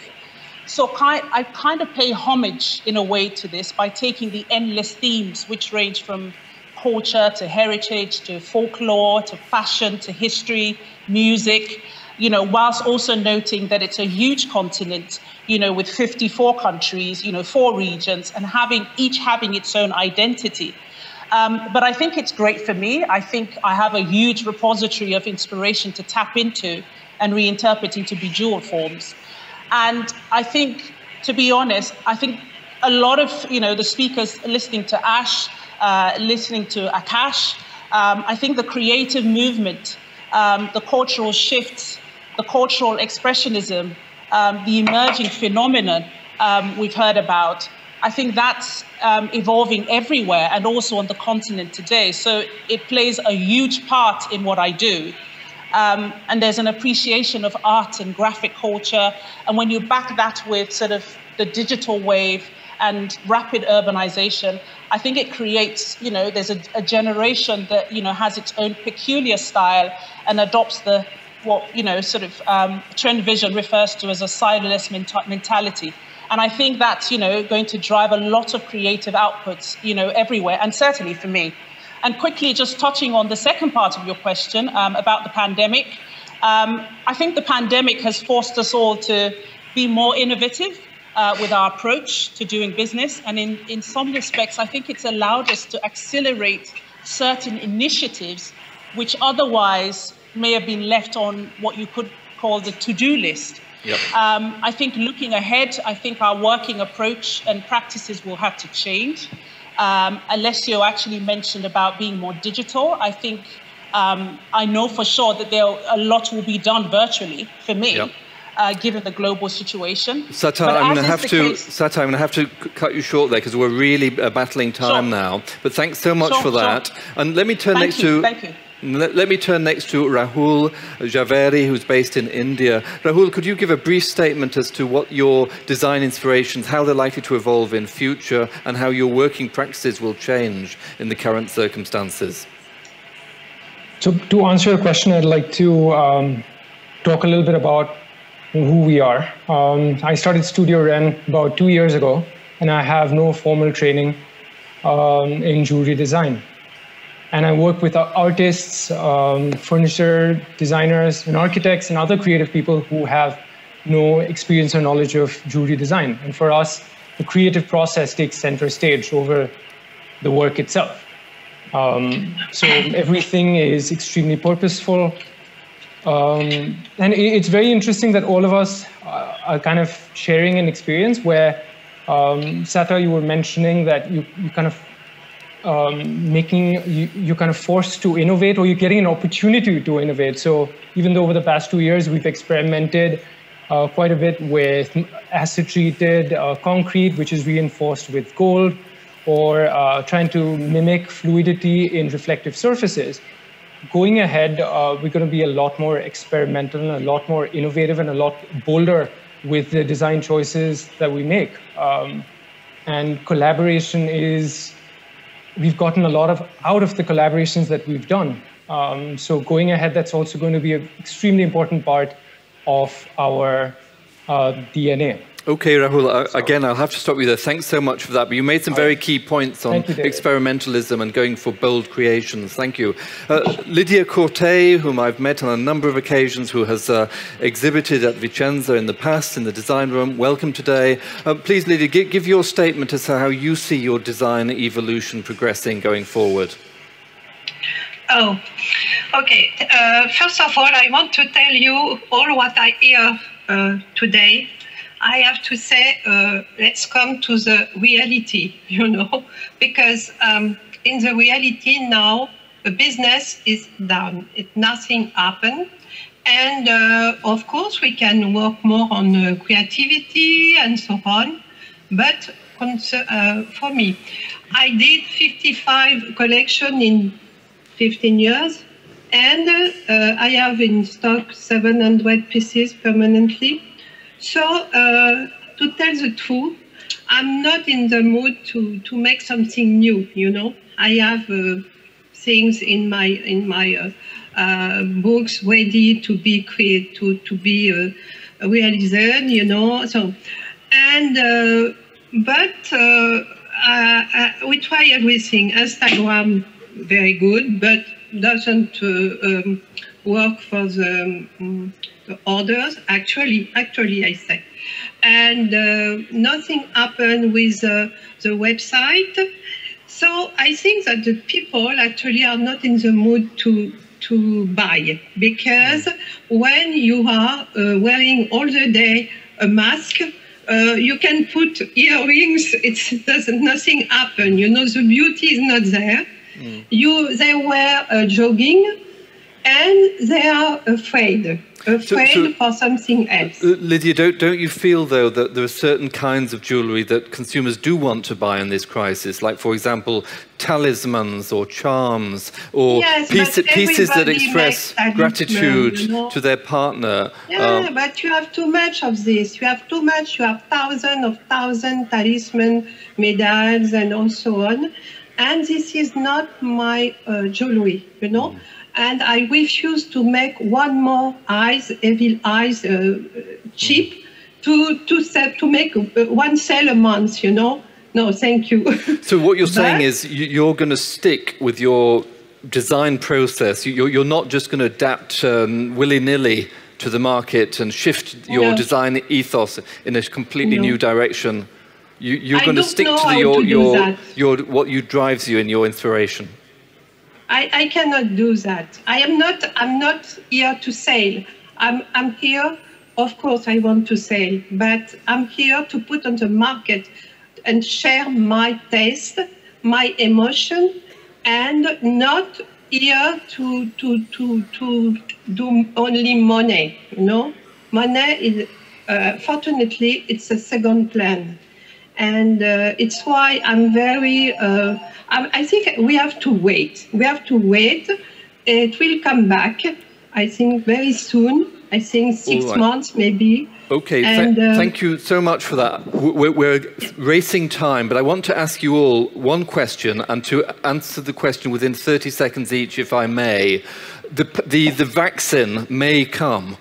If the vaccine comes, how will that affect the way you work and the demand for your products and your response as designers? If I can start with Alessio on that, the vaccine. Are you sort of eagerly waiting for the news that there will be finally an approved, verified vaccine that will be widely distributed? What impact would it have on you?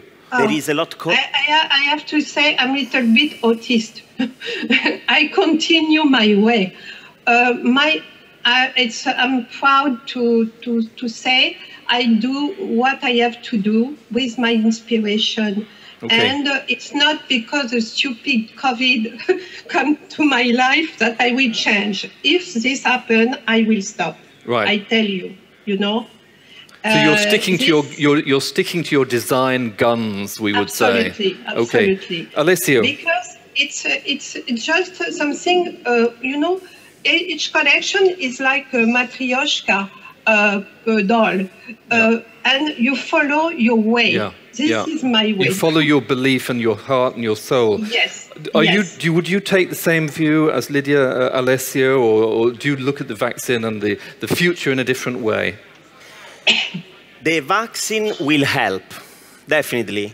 There is a lot of controversiality about the vaccine and who is against the vaccine also.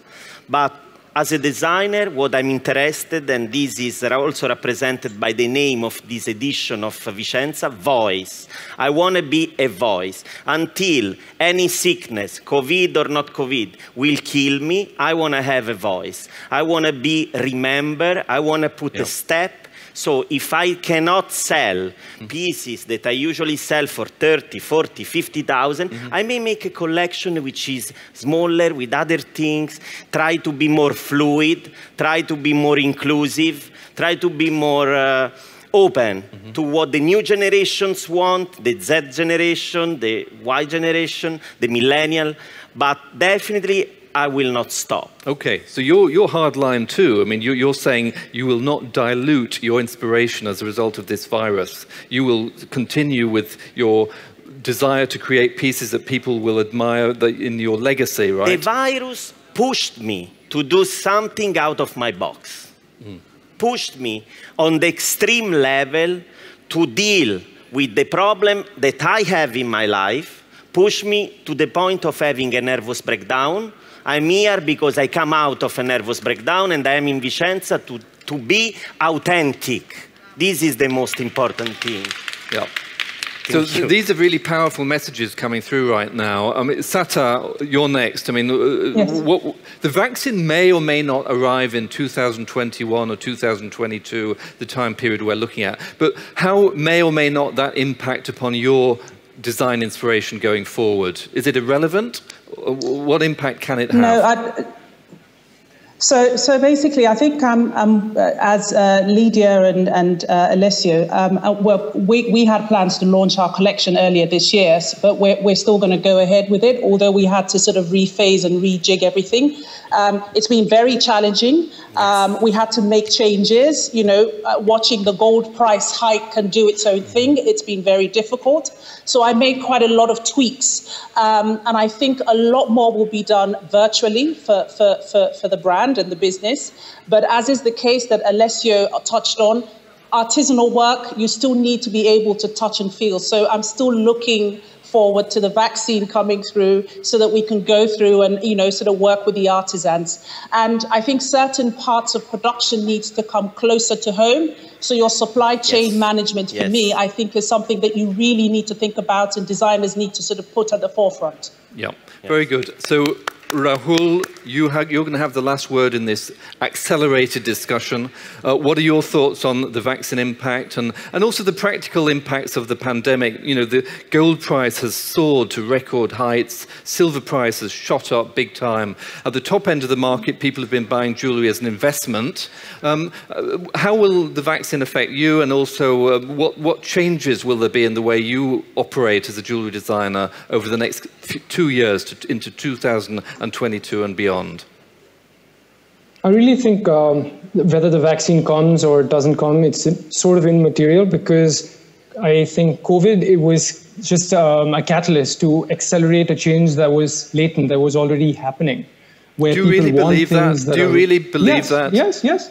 Yeah, because I think people are looking for things that are authentic, looking for voices that are strong and independent. Maybe this is just coming from the fact that my studio is only 2 years old, as opposed to everyone else in the panel. But but you all are really mirroring how I probably would feel after a few years. But I really think that the world was already changing and COVID is just accelerating it. But that acceleration is fundamental, isn't it? I mean, your own country, India, is being absolutely decimated by this pandemic. I mean, surely it's going to have a huge impact on your business and the way you operate going forward. So you can't just put it aside and say it's having no impact. No, it is absolutely having an impact, but people are resilient. There's a lot of clarity that you get out of stillness as well. So people are adapting. People are changing. I had my studio up and running in July. We're taking the necessary precautions. And we've been getting orders over the past few, but we have been getting a few orders for people who want to get custom works done, custom pieces done. So yes, I'm not saying COVID is not impacting things, but I'm saying COVID is just accelerating a change that was already happening. And whenever we sort of emerge out of this haze, it's going to be a changed world for sure. But we need to be true to ourselves and be who we are, because that's what people are looking for. Authentic voices. Yep. Very good. Well, thank you so much. We've speeded up this section. We're going to go on to our next section now. Paola, would you like to come back on stage and we'll introduce the next segment. Thank you very much, panelists. We appreciated your time. Thank you, David. Thank you, David. Thank you very much. Now we are back to our screen. We have the last session. Forecast. Well, this is our, once again, the last session, and I am very happy to have soon our next speaker, which is Adrian Roberts. Yes? Video. The video is starting, hopefully. Gli lascio il posto. Viene qui, no? Yes. Thank you, Alessio.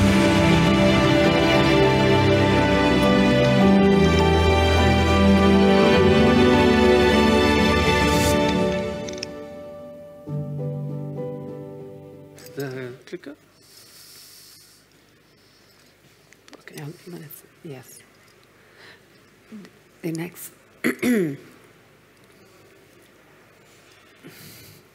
Can I give you this 1 second? Thank you. David, please make the, introduce the speakers. So, thank you. Adrian Roberts is the Director of International Education of the Accademia di Costume e Moda in Rome and Milan, is a very well-regarded expert in fashion design, having studied at Central St. Martin's in London and the Royal Academy of Arts, where he did his master's afterwards, and has been a great supporter of young fashion design talent around the world. Adrian, we're delighted to have you here, and we look forward to receiving your presentation. Thank you, Dave. Thank you, Adrian. Thank you. Thank you. It's great to be here, meaning here on stage without my mask on. It's just great to get rid of that mask. And it's great to be here at a wonderful event that's still happening. Viva Italia, Brava Italia, because Italy will survive. So much of what I wanted to say has actually already been said. So I'll try and be quite brief and give you my point of view quite swiftly. Thanks to my great friends Ash and Thomas and Akash in India. So when I was confronted with this idea of social and cultural influences and shifting, the first thing that I found most interesting was the idea of shifting. The shifting like tectonic plates that have been evolving slowly and taking new directions. So if we think about shift indicates a movement from one area to the next, perhaps assuming a socially agreed starting point. If we look at the dictionary idea of shifting, it actually mentions how attitudes towards women have shifted. It just tells us how antiquated our dictionaries are. If we're looking at how things have shifted at the moment, we've just been talking about the pandemic and obviously a digital shift.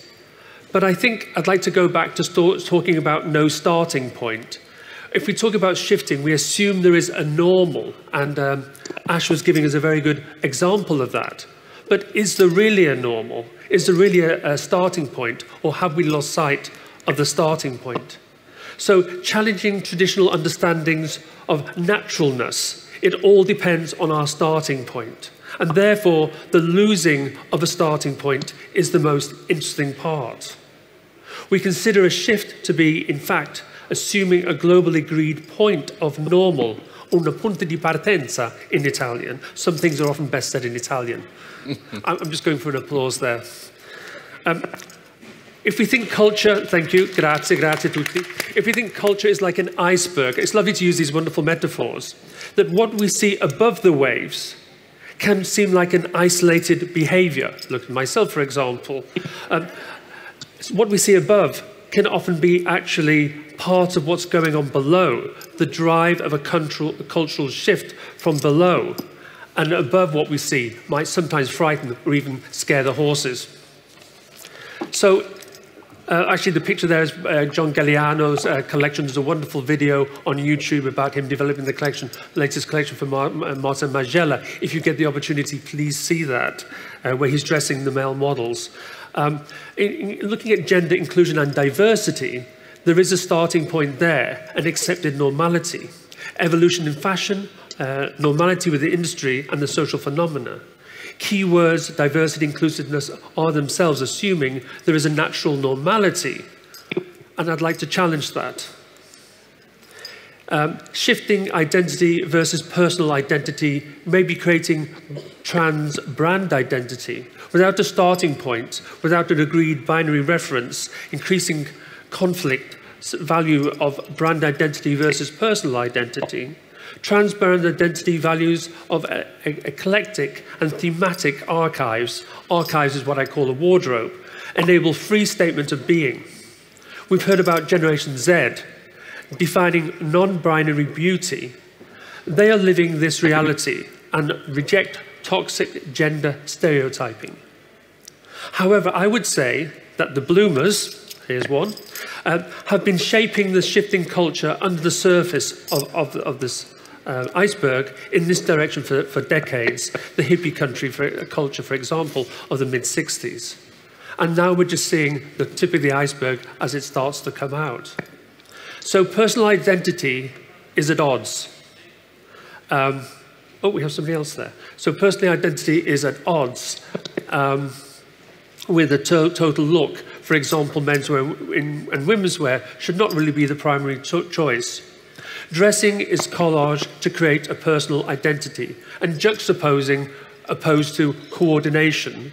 Luxury of fashion brands have started to create their own collage by introducing sportswear and streetswear into the range planning. I'd like to also talk about perhaps the designer Stefano Pilati. Last night I was actually wearing his shoes and I was going to wear them this evening, but then I forgot that the city was a bit like Rome and the high heels I was wearing were actually killing my feet. So today I'm wearing quite basic flats. But Stefano Pilati's collection, Random Identities, challenges our idea of fashion. Interestingly enough, Le Woman Vogue talked about his collection, a contemporary style that follows today's evolutions. It inspires young adults, not so young as well, to be themselves and how to dress, instead of trying to define what another person's style wants to be. It's a manifesto for modern dressing. Fashion is defined by size and fit, and not by binary gender clothes. So, moving on again, I'm about to discuss another area which we haven't actually touched today. So, gender identity, and this is Stefan Mendoza, an artist. And interestingly enough, he's in front of a bathroom that is actually created for diversely abled people. So why is it acceptable a diverse person can use a diversely abled bathroom? Why should bathrooms have gender? So inclusion and diversity, I like to talk about semantics as well. Disabled are actually diversely abled. I like to call them divabled. So now we have a shift, or the process of, the world that requires to be more inclusive to the diverse. To be focusing on also on the positive, what is diversely abled people can do. So is there a starting point for that diversely abled? Who amongst us are 100% normal with our eyes and our eyesight? Probably not any of us. We have found for centuries that artifacts, designers, jewelry designers and milliners have focused on the face for about communication reasons. So why is it that 1.2 billion diversely abled people are not included in our fashion dream and our design? Actually, here we see Sinead Burke. I don't know if you know about Sinead Burke, but she's some great talks on TED Talks. This is an image by the most wonderful Tim Walker. He did for the BOF, and she's also done an amazing talk on the BOF about inclusion for smaller people. So diversity, also here we have Adam Moore, who is a writer, film director. He actually didn't come out until recently, coming out as being challenged visually. He's actually visually blind, and he's a film producer, and he only just came out after his last film, Lucid, in 2019. So there's a shift about people coming out as being diversely abled. Going as fast as I can. So fashion and popular apparel. So I have an issue. The word fashion is used way too much. Most 99% of the people are actually wearing popular apparel. They're not wearing fashion. Locating fashion is an important part before we start discussing it. So looking back at the 80s, Grace Mirabella, in this wonderful documentary, please find it on YouTube, 80s Haute Couture, discussed that fashion was actually quality of thought, as well as quality of make and quality of materials. And that applies to the jewelry industry too. It's the quality of thought, the quality of design, the quality of construction, and originality that is actually fashion.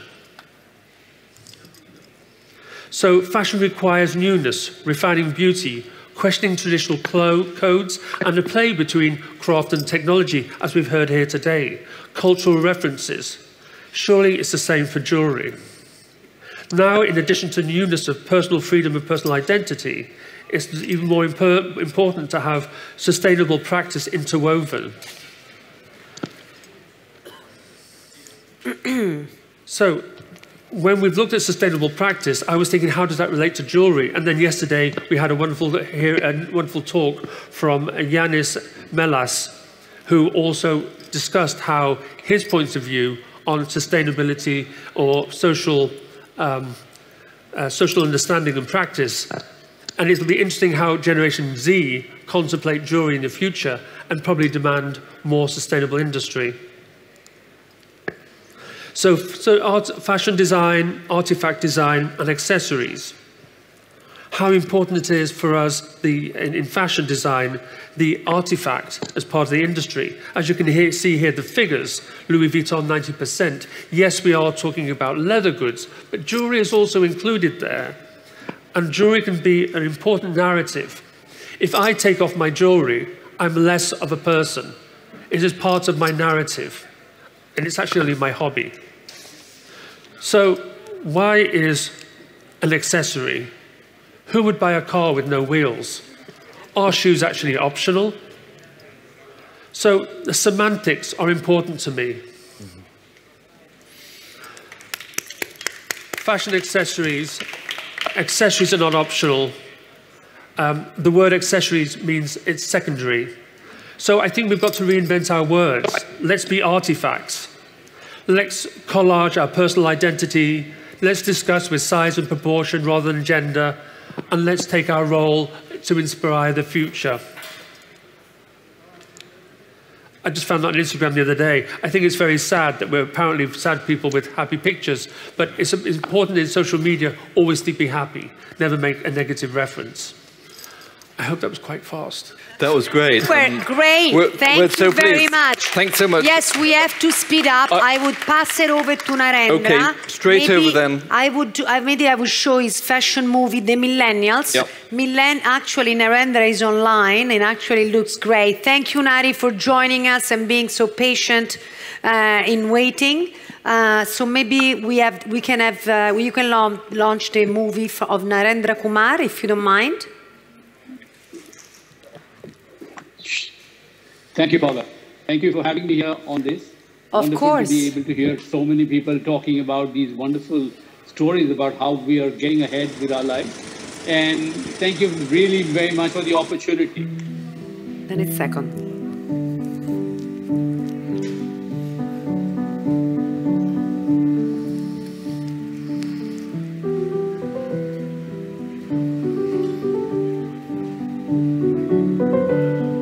It's a 2-minute film, so please bear with me.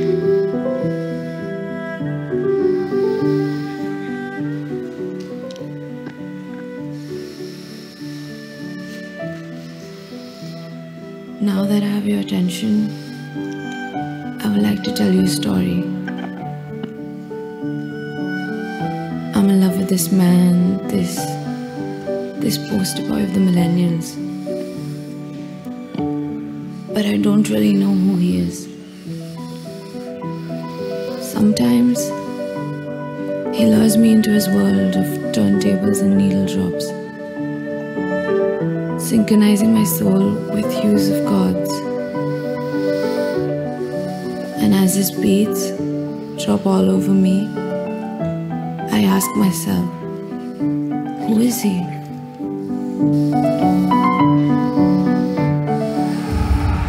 And he catches me off guard by knocking out everything I know about him. Bad and beautiful, always ready to rumble. Some days he makes me feel so high, but the others, I feel so blue. Who are you?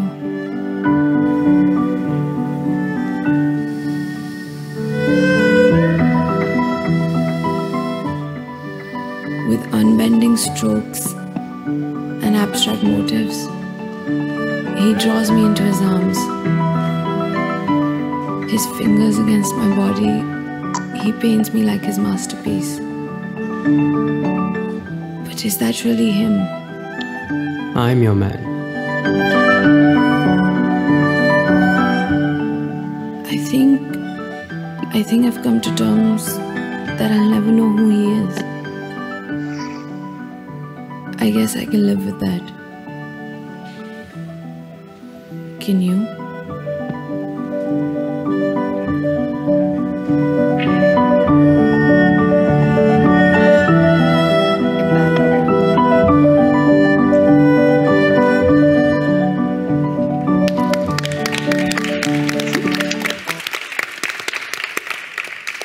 Thank you for being patient and going through the film. It's really wonderful to have an audience like you watching it. A little story before I tell you about myself. Fashion. I've been in the fashion industry in India for quite a few years, and I've been through many different roles in my life, from being a student to a teacher to the first fashion editor in India, to having started the first fashion magazine, to having been an editor, and to also setting up fashion weeks in India, creating the first fashion week in India, setting up all of that, representing India in many ways, and now to also working as help. We are losing Nari. Amazon in India as their creative director of fashion. So my story has always been about fashion. To me, how society changes, and the reflection, and fashion to me is about that reflection of how society has changed. In India especially, can you hear me? Yes, we can. Can you hear me? Yes, we can, Narendra. Go ahead. Hello. Yes, Right. Nari, So, we can hear Thank you, David. Thank you, David. So fashion for me has been okay, sorry, I'll go through it quick. Fashion for me has always been about this change and understanding how the economy affects choices and people that we make. So it's sort of social anthropology mixed with fashion, and all our shows have stories like these. So coming back to jewelry and fashion, fashion and jewelry, historically, people have used this to express status in their lives. Men and women both have expressed status in their lives, and sometimes, like someone said earlier, as piece of investment for life. But what has happened? But every era has a defining generation. And, in the 80s and the 90s, what changed design was really women coming into work, and how that affected the choice of jewelry, where they spent 8 to 10 hours of their awake life in a space with many different people. And how that led to modernizing of jewelry, smaller pieces, more minimal, design change. And it was a great era for creating new brands that worked really well. So every moment has had a little design change, has had a reflection in point of time where we see design changing. What has happened today, really, it is the people who are between 21 and 38 and 40 who are really defining the market in today's world. Yeah, defining what we have today and what we will be in the next 10 years. Also following them is Gen Z. And the thing is, what do these millennials really want? If you see from the film today, when people wore jewelry in the past, today millennials are also cool about wearing jewelry and being fun, whether they're boys or they're girls. All of that really, there's a kind of androgyny in jewelry that's floating around. Also, a lot of issues that really define millennials today are, you know, work, where they work, how they survive, self-reliance through their entire life. You really don't have to work for someone else, you work for yourself. Also issues around social issues. And you've seen a lot of them come up in the last many years, in the last few years, especially since 2016, in what I would say the beginning of the Trump era, from Me Too to BLM, to a lot of other stuff that has happened, environment taking center stage. Design has changed a lot, and all of that has meant a lot to people. The other big thing is environment, a generation that is being socially responsible for environment. All these choices have made people realize that this generation means a whole lot different from what was there earlier. And how do we respond to this kind of change really is the single largest question. Yeah. And for me and the idea, COVID, what COVID has done really it has collapsed time. And what we looked at was going to happen 10 years ago is today bringing it all together into a sense of nostalgia mixed with technology. And nostalgia is a simple, small, important thing that gets us to our roots and really confines us through where we are and where we should be. So that's how we're looking at it. And finally, I would love to say, I mean, in conclusion, I think that much as we are in bad times, we have great opportunities coming ahead. If you are able, for those who are able to look at and adapt to the new ideas and new opportunities going ahead. Design is a wonderful space, and there's great room for young people to come up and communicate to this new generation, leading to great new brands. Okay, thanks so much, Narendra. Thank you very much. Thank you very much. So I just want to hand over to Paola now, who'll make a few comments of her own. Paola. Well, you know, we have a few minutes left, so we don't have time to really do, get to the forecast, but I really hope that, the book, which was really articulated today in these 3 sessions, which they're being expressed and presented by very important people, specialists, insider, editors that contribute to our work and research. So really, and what was like the objective of today is really linking different sectors and different aspects of life and how they manifest in the jewelry industry. This is not a disconnected, this actually is connected. The seasons ahead, as you can see, they are like showing different, let's say, macro trends that are also reflecting into product directions very quickly. The book, anyway, can be purchased digitally online on www.trendvisionforecasting.com. You can also check out this video, this today's session online on Vicenza Oro website.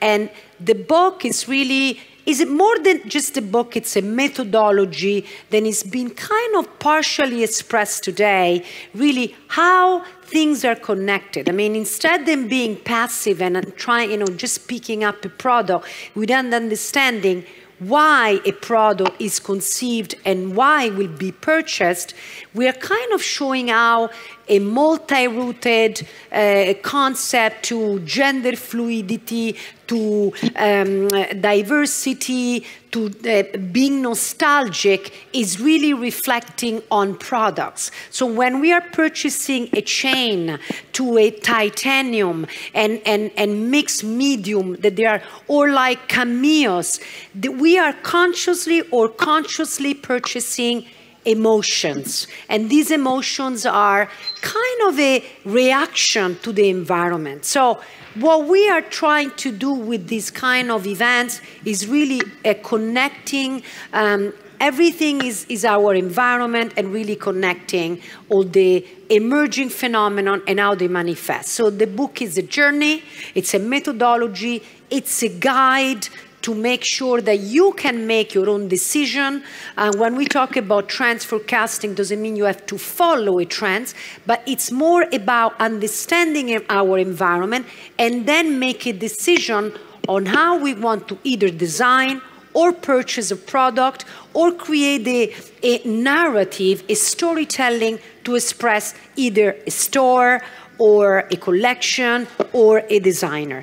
The concept of hybrid living, it's about really expressing ourselves through a digital, physical, and online channel. Right now we are living in reality an hybrid show. This has been the only show worldwide in 2020 until today. There is no one else in the world that has done it. Not sure it's the best, but it is the best because there was the vision and the resilience of really wanting to make it happen. And we hope to contribute to the entire industry in the world and to give strength. I thank you, David, and I thank all the local and international panelists for being here today. Grazie. I'll see you in January. Thank you very much, everybody. Thank you. Thank you. Thank you.